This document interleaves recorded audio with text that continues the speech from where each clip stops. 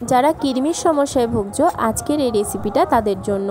আমার দিদা আমার মাদেরকে খাইয়েছে, আমার মা আবার আমাদেরকে খাইয়েছে, আর আমি আবার তোমাদের সাথে ভিডিওটা শেয়ার করছি। কিন্তু আনারস দিয়ে কিছুই করব না, যা হবে আনারসের পাতা দিয়ে। প্রথম থেকে দেখতে পেলে মা যেভাবে আনারসটা পাতাগুলোকে কেটে নিল, সেইভাবেই তোমাদেরকে আনারসের পাতাটা কেটে নিতে হবে। আর মাথার দিকে যে কাটা অংশটা বাদ দিয়ে আর কচি অংশটাকে এইভাবে কেটে জলে ভালো করে ধুয়ে নিয়েছি। এরপর শিলনোড়াতে ফেলে এটাকে ভালো করে বেটে নিতে হবে, মানে ছেঁচে নিতে হবে, যাতে এর থেকে রসটা ভালো মতো বেরিয়ে আসে। সব পাতা থেকে প্রায় 1 কাপ মতো রস বেরিয়েছে। এবার এর মধ্যে সামান্য একটু লবণ দিয়ে নেব। লবণ তোমরা দিতেও পারো আবার না দিতেও পারো। তো আর আনারসের যখন পাতাগুলো নেবে সে সবসময় কচি পাতা নেওয়ার চেষ্টা করবে, বেশি শক্ত পাতা হলে রসটা বার হবে না ভালো মতো।